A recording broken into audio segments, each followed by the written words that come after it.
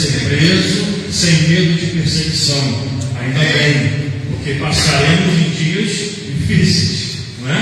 Então, enquanto você estiver podendo fazer isso, faça. Enquanto você puder e estiver, boca, mãos, pernas, adore o Senhor. Porque foi Ele que te deu fôlego de vida. Foi Ele que te deu. Se existe a Páscoa, porque você, neste momento, está respirando. Ele ressuscitou por você. Amém? Amém. Eu confesso a vocês que, como o pastor me pediu para que eu pregasse, eu acho que vou fazer esse ano 10 anos de ministério, pastor. Essa é uma das que mais impactou a minha vida, quando eu estava fazendo. Foi o que mais me impressionou e que me impactou. Por quê? Porque fala de Páscoa, você não fala só de religiosidade, você fala da ressurreição de Jesus. E tudo que você fala sobre a ressurreição de Jesus gera um impacto no mundo espiritual muito forte. Então eu gostaria de prestar atenção, entendesse o que é o propósito desta noite. Porque eu tenho certeza que da mesma forma que Deus fala comigo, Ele vai falar com você. Amém? Graças a Deus. Eu começo sabendo dizer o seguinte: o que é a Páscoa? E o que é o sentido da Páscoa? Porque quando a gente abre a Bíblia, quando a gente começa a entender, a Bíblia nos leva a dois fatores sobre a Páscoa, em dois momentos totalmente distintos e anos de diferença. A primeira Páscoa foi no Velho Testamento, que foi a libertação do povo hebreu da escravidão do Egito. Ali foi a revolução da Páscoa, no Velho Testamento, na passagem de Êxodo. E no Novo Testamento fala da morte e da ressurreição de Jesus Cristo para a nossa vida. No Novo Testamento. Aí, quando eu falo de libertação dos hebreus e da ressurreição de Jesus, olha o que Deus falou para mim. Existe na libertação dos hebreus a libertação material, da matéria. Ou seja, libertou o povo cativo que estava aprisionado, matéria. E quando eu falo de morte e ressurreição de Jesus Cristo, ele fala libertação espiritual. Então eu estou falando de uma libertação material e eu estou falando de uma libertação espiritual, em dois momentos distintos. E por que eu estou dizendo isso? Eu não vou falar sobre a parte dos hebreus, libertação dos hebreus, porque eu acho que o que mais impacta o mundo nesse momento é a ressurreição de Jesus.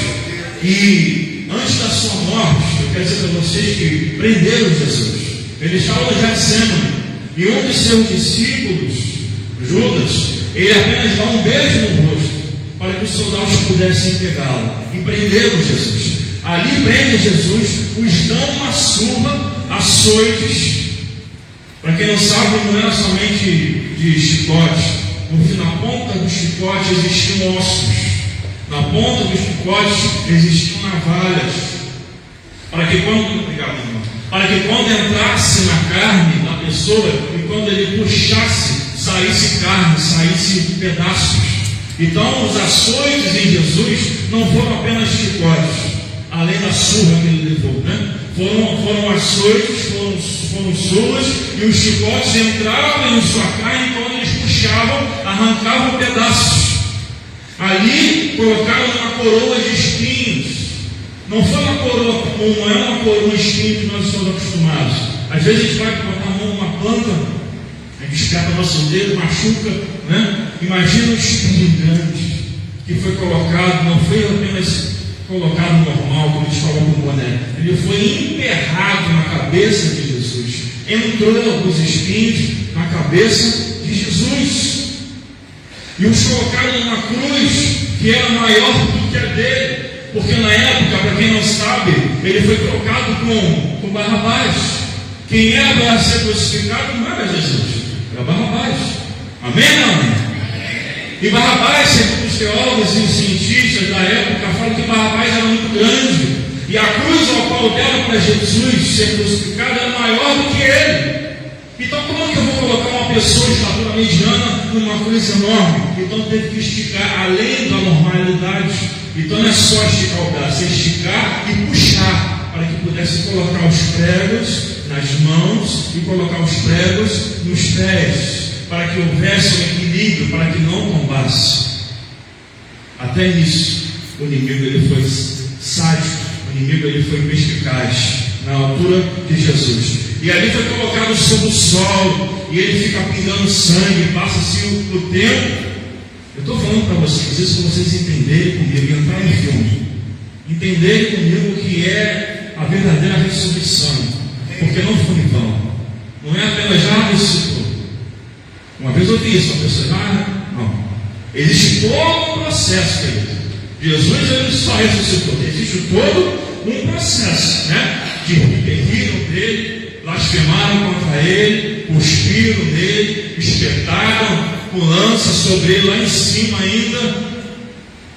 Mas eu queria que vocês abrissem o livro de João, capítulo 1, versículo 29, porque vocês vão entender o porquê que fizeram isso com Jesus. Livro de João, capítulo 1, versículo 29. Olha o que o João disse quando viu Jesus. Preste atenção. No dia seguinte, João viu a Jesus que vinha para ele e disse: Eis o Cordeiro de Deus que tira o pecado do mundo. Vamos repetir. Eis o Cordeiro que tira o pecado do mundo. É por isso, estava escrito, já estava escrito que ele iria passar. Tanto que no Getsemane ele fala com o próprio Deus: Senhor, se for possível, passe de mim este cálice. O que Jesus respondeu para ele? Ficou em silêncio. Silêncio. Eu quero falar para vocês que existe uma obra muito grande na sua vida hoje, porque lá atrás alguém ressuscitou por você, para que nós continuássemos a obra que ele fez. Olha o mistério. E ali, quando ele fala está consumado ou tetelestai, era o início da nossa libertação espiritual. Ali começava a cair as cadeias, ali começava a cair os pecados, ali começava a cair as doenças. Por quê? Porque Isaías escreveu em 53 lá atrás, 700 anos antes, dizia: Ele levou sobre si as nossas dores, e o castigo estava sobre ele, e pelas suas pisaduras nós fomos sarados. Sarados. O mesmo Isaías que disse que o menino ia nascer, e o seu nome seria Conselheiro, Amoroso, Deus Pai, Pai da eternidade, Príncipe da paz, ele mesmo fala: Ele levou sobre si as nossas dores e aflições, o castigo estava sobre ele, e pelas suas e nossas pisaduras fomos sarados. Eu começo a ver caindo a cadeias, milhões, olha aí, caindo cadeias, milhões. Só quando você fala da libertação, só quando você fala de cair, olha só como funcionam as coisas, né? E ali ele fala: está consumado. Ali começa, querido, ali começa a nossa libertação espiritual, porque assim como ele entrega o seu Espírito ao Pai, o dia virou trevas. Houve um grande terremoto. O dia vira trevas. E ali o véu se rasga em dois, de cima para baixo. Mas por que, pastor, de cima para baixo? Porque a salvação, ela não nasce do homem para Deus, e sim de Deus para o homem. Pega essa chave para você. Então existe um mistério profundo quando se fala de tetelestai, quando se fala está consumado, quando ele bate está consumado. Não ria dos pentecostais, não, querido, porque eles sabem o que está fazendo. Não ria, não deboche, porque eles sabem o que está fazendo quando ele pisa e quando ele abre. Eu lembro muito bem uma vez, quando uma pastora orou, e ela pisou assim numa oração, e eu ouvi como se os bichos se abriam, uma cratera espiritual, e saíram os bichos que estavam derrotados. Existe um mistério muito forte, uma plataforma espiritual muito forte, quando ele fala tetelestai, está consumado.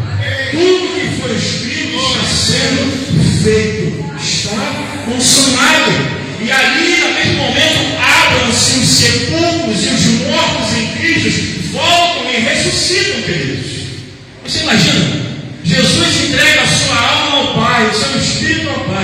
E ali o impacto foi tão grande, o profundo, que o cemitério mais bonito de Jerusalém, as sepulturas e as covas daqueles que morreram em Jesus Cristo, ele começa a levantar todos eles, todos que estavam ali ressuscitaram. Olha para isso, pastor, de Marcos capítulo 16, pode entrar. Livro de Marcos ele é categórico em dizer: assim que Jesus morre, ressuscitam os mortos. É assim que ele faz na nossa vida. É assim que ele quer fazer na sua vida. Até mesmo quando ele entrega a sua vida ao Pai, ele faz milagre. Ali ele prova que ele é o Filho de Deus. Quando espetam a espada nele e quando achando que ia sair sangue, sai água. Por quê? Porque nós aprendemos que ele é a água da vida. Não é mais? Pegou da lavação de canto. É assim que Deus vai trabalhar dessa forma, porque Ele é o Cordeiro de Deus que tira o pecado do mundo. Ele é o Cordeiro imaculado, sem pecado, sem mágoa, sem juízo, sem nada.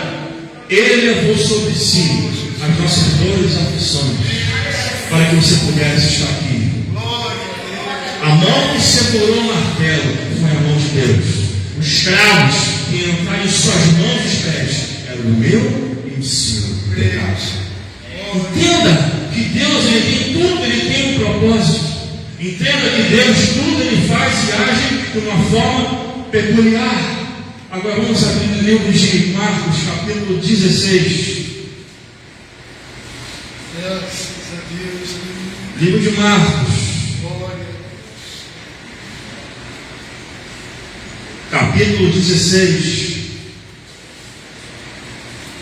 Então nós entendemos que a libertação do povo hebreu tem a ver com a libertação material e que a morte e a ressurreição de Jesus Cristo tem a ver com a libertação nossa espiritual. Pega isso para vocês. Livro de Marcos 16 diz assim, ó. E passado o sábado, Maria Madalena, Salomé e Maria, mãe de Tiago, comprava aromas para ir ungí-lo. E no primeiro dia da semana foram ao sepulcro de manhã cedo, ao nascer do sol, e diziam umas às outras: quem nos resolverá a pedra da porta do sepulcro? E olhando viram que já estava a pedra removida e já era muito grande. Então, entrando no sepulcro, viram um jovem assentado à direita, vestido uma roupa comprida e branca, e ficaram espantados. Porém, ele disse: não vos assusteis, buscais a Jesus o Nazareno, que foi crucificado, ele já ressuscitou. Não está mais aqui, eis que aqui é o lugar onde o puseram. Mas dizei aos discípulos e a Pedro, olha aí, ó, dizei aos discípulos e a Pedro que ele vai adiante de vós para a Galiléia, e ali o vereis como ele vos disse. Olha como que Deus ele faz milagres. Ele morre, entrega a sua alma, o seu espírito a Deus, os mortos ressuscitam, todas aquelas pessoas ficam com cara de espantados porque não estavam entendendo o que estava acontecendo, e ali houve um perdão também de Pedro. Ele fala: avisa aos discípulos e a Pedro. Porque voltando um passo atrás, Pedro negou Jesus. Amém? 3 vezes. Então ele avisa, avisa aos discípulos que eu ressuscitei, e também a Pedro. Queridos, ao terceiro dia ele ressuscita. Olha o impacto que tem isso no mundo espiritual. Ele ressuscita. Maria Madalena e Maria, mãe de Tiago, foram até o sepulcro e não viram nada, porque elas foram para poder limpar o corpo de Jesus. Elas foram para poder ver como estava, passar perfumes, botar aromas. Só que quando elas chegaram naquele lugar onde era o sepulcro, elas não viram nada. Apenas um homem de branco assentado à direita. Nesse momento, para quem não sabe, um passo atrás, o Império Romano pediu que colocasse um guarda na porta. Vamos fechar sim o sepulcro com uma pedra gigante, porém colocaremos um guarda lá vigiando. Pega o guarda. Subiu. Chegam de manhã, Marta, Maria e a outra Maria, mãe de Tiago, chega para poder ver. Só tem a pedra movida. Quem moveu a pedra? Quem estava lá? Eu quero dizer para vocês que o maior milagre é aquele que vê e crê. O maior milagre na frente de alguém possa ter na salvação é aquele que vê e crê. Porque em momento nenhum você vai ler assim: nossa, roubaram o meu Senhor, nossa, entraram aqui e arrombaram e levaram o nosso irmão. Elas saíram descobradas, elas saíram ali porque elas sabiam o potencial que era o filho dela, ela sabia o que tinha potencial porque estava escrito. Ele, todas as vezes que falava em suas pregações, ele dizia: está chegando a minha hora. Quando fez a última Santa Ceia, ele avisou: está chegando a minha hora. Sabe por quê? Porque ele vive, ele reina, ele vive, ele reina. A parte da ressurreição é a nossa libertação espiritual, para que ele, nesse momento, ele vai ao inferno e toma a chave da morte e do inferno. Deus de Apocalipse 1:18 diz isso. Nesse período de transição entre a morte e a sua ressurreição, a Bíblia diz que ele tem as chaves da morte e do inferno. Ele tem. Enquanto Satanás batia a palma, fazia festa quando entrega a sua alma a Jesus, mal sabia ele que ele estava indo lá na casa dele para tomar as chaves do portão do inferno, as chaves da morte, da doença, da enfermidade. Por quê? Porque a Bíblia diz que ele levou sobre as dores e as aflições. O castigo estava sobre ele. Então, se ele leva sobre si, ele detém as chaves da morte e do inferno. Apocalipse 1:18 fala sobre isso. Porque Jesus é o Cordeiro de Deus que tira o pecado do mundo. Isso eu vou sempre citar, porque eu escuto direto lá em casa, tem uma musiquinha lá de Jesus, né? Jesus é o Cordeiro de Deus, uma criança falando que tira o pecado do mundo. Jesus é o Cordeiro de Deus. Eu lembro quando eu era criança na escola dominical, a gente fazia aquelas fileiras assim, aquelas fileiras, falava um versículo bíblico, a gente era obrigado, né? Na época, era obrigado a poder decorar, mas eu dou graças a Deus por isso, por isso eu estou aqui, né? A gente era obrigado a decorar, mas é por isso que a gente vê como que as coisas funcionam na presença do Senhor. Se Jesus é o Cordeiro de Deus que tira o pecado do mundo, quer dizer que Jesus é a nossa Páscoa. Fala para o irmão que está do seu lado aí: Jesus é a nossa Páscoa. E o que a ressurreição provou? Ajuda aí. O que a ressurreição provou? Ela prova que o Cristo é o Filho de Deus. Em primeiro lugar, ali ele já mata toda uma situação. Cristo é o Filho de Deus. Ele prova que a morte não pode segurar a Cristo. Ele prova que Cristo é o Filho de Deus e prova que a morte não poderia segurar a Cristo. Provou também que ele tem poder para nos salvar. Joga aqui no por favor. Provou também que ele tem poder para nos salvar. Ele tem poder para curar. Ele tem poder para salvar. Porque ele é o Filho de Deus. Provou que ainda há esperança, pois Deus amou o mundo de tal maneira que deu o seu único Filho para que todos que nele crêem não pereçam, mas tenham a vida eterna. Glória a Deus. Ele provou isso. Ele prova o maior amor que Deus pode nos dar, queridos, é entregar o próprio Filho. Jesus estava quietinho lá, sentado à destra de Deus Pai. Quietinho, bonitinho. O que Deus faz? Daqui a pouco ele disse: irmão, desce lá, resolve. Resolve. Porque já matei o povo com água, não resolveu. Já matei o povo com fogo, resolveu. Então vai, traz a graça. Então traz a graça, meu amigo. O maior amor que Deus pode dar em nossas vidas é entregar o seu único Filho como prova de amor. Jesus entregou o seu único Filho em prova da humanidade. Ele nos garante uma nova vida, e não mais uma escravidão, e não mais uma escravidão de pecado, mas uma vida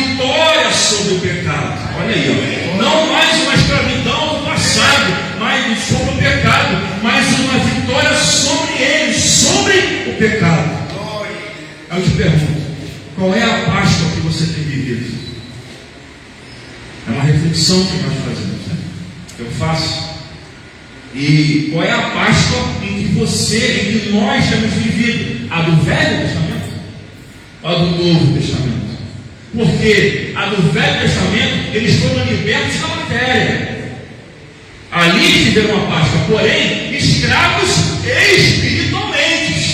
Para quem não sabe, 4 milhões de pessoas debaixo de uma gestão de um velho de quase 80 anos, reclamando: eu queria ficar lá, eu era sentado, me batiam, me cuspiam, mas eu tinha comida, eu tinha de comer, e aqui sob esse sol. Mas eu quero dizer para vocês que ali Deus levou de dia na coluna de fogo, de noite, porque para tapar o frio, o calor.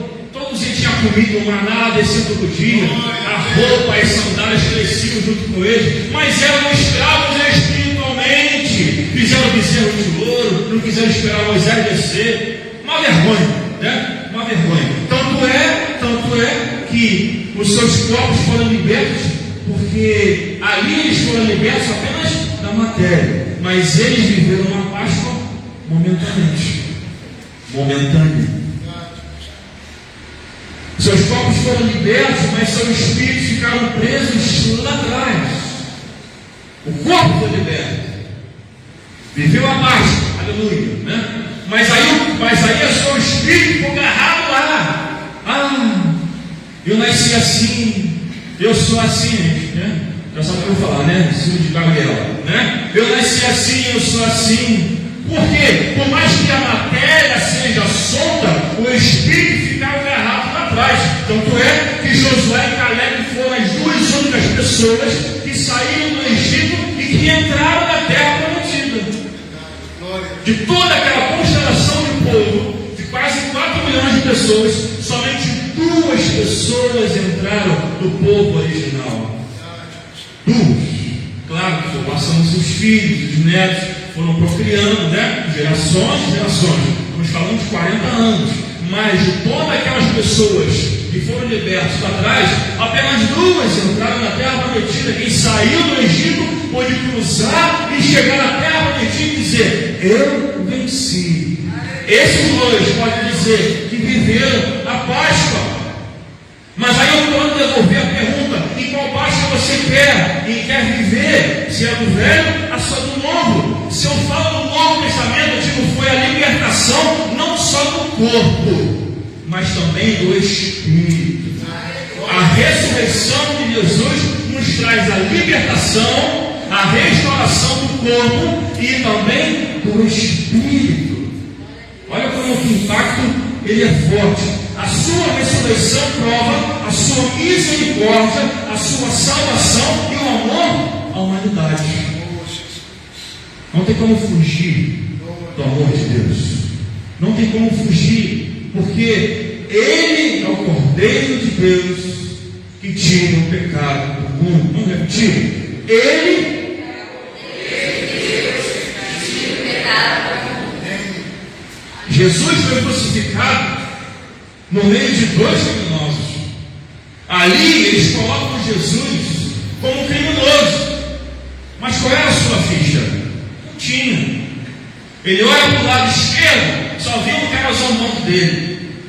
Ele olha para o lado direito, vê um homem que nunca ouviu falar de Jesus, mas ali, com a única oportunidade que ele tinha, ele falou assim: mestre, eu quero conhecer o Senhor.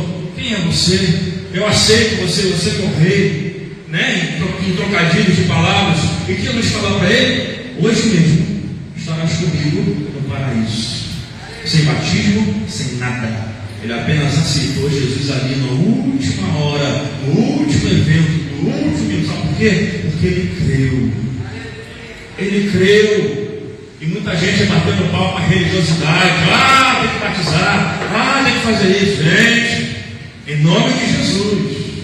Em nome de Jesus. Vai fazer que o mundo lá não tem. Vai jogar na cara dele? Pegar uma balde d'água, jogar assim, você batizou? Em nome de Jesus. Uma vez uma irmã, acho que era parente de Bruno, não sei. Eu fui visitar um hospital, ela estava na UTI internada, a mãe de Leão, internada. eu só repreendi a morte, ela suspirou. Eu falei, eu só aceito Jesus como seu único suficiente Salvador, piscou, ela piscou. Graças a Deus ela foi liberta, está na igreja, né? Mas tinha a oportunidade de ela, se ela tivesse morrido. Ali o ladrão da cruz, eles estavam no meio ali, junto com duas pessoas que eram criminosas. E Jesus ele deu a oportunidade a ambos. Jesus deu a oportunidade a todos eles que estavam zombando. Jesus deu a oportunidade a todos.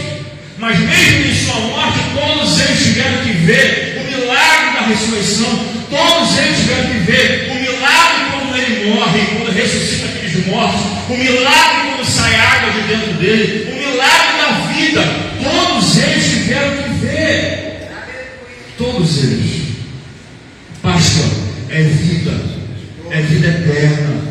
Páscoa é amor. Páscoa é salvação. Páscoa é misericórdia. Páscoa é libertação do corpo e do espírito. Páscoa é esperança. Páscoa é milagre. Páscoa é a magnitude de Deus. Páscoa é graça. Sabe por quê? Tetelestai. Tetelestai. Tetelestai, queridos. Está consumado. Está consumado. Porque Ele consumou os céus e na terra e no inferno. Ele tem o domínio sobre as águas. A Bíblia diz em Gênesis que ele coloca o Espírito que paira sobre as águas. Sabe o que é isso? É colocar limite às águas da terra. Ele colocar o limite nas águas da terra e também vigiar o inferno. Por isso ele diz que colocou o Espírito dele pairava sobre a face das águas, para impor limite e vigiar o inferno. Preste atenção, porque Deus tem todo o poder sobre os céus, sobre a terra e sobre o inferno, porque Ele tem as chaves da morte e do inferno. E quando Ele fala Tetelestai, está consumado, ali Ele morre, mas ao terceiro dia, queridos, Ele ressuscita. Ele ressuscita. Ele ressuscita em grandiosidade. Por quê? Porque Jesus é o Cordeiro de Deus que tira o pecado do mundo. Sabe? Eu quero dizer para você nesta noite que você possa viver essa noite. Que você possa viver na sua vida, não só hoje. Você possa viver todos os dias a ressurreição de Jesus. Que você possa viver Cristo ressurreto na sua vida. Porque para que você estivesse hoje aqui, sem doença, sem enfermidade, sem nada, porque alguém lá atrás morreu por você. Alguém lá atrás levou as suas feridas, as suas doenças, as suas enfermidades, porque lá atrás alguém pensou e disse assim: vai, morre por eles, porque eu já tentei de tudo e não consegui. Porque a palavra de Deus é se ensina, não, ou ele faz ou ele não faz. Ele falou diversas vezes, o povo não acreditou, dá-lhe água. Passou o tempo, Noé cresceu, a família cresceu. Falava: olha, não faz isso, olha, a idolatria comendo, taca-lhe fogo. Passou-se o tempo, Deus quando falava, não adiantava retroceder. Chama Jesus, advogado. Advogado, vai lá, resolve. O advogado fiel, Jesus. E ele desce para poder pregar o quê? A salvação. Pregar a graça. Pregar o favor imerecido. Porque isso é graça. Favor que nós não merecemos, mas por causa da infinita misericórdia do Senhor, Ele nos dá. E para que possamos vivamos todos os dias a ressurreição de Jesus. Vamos ficar de pé.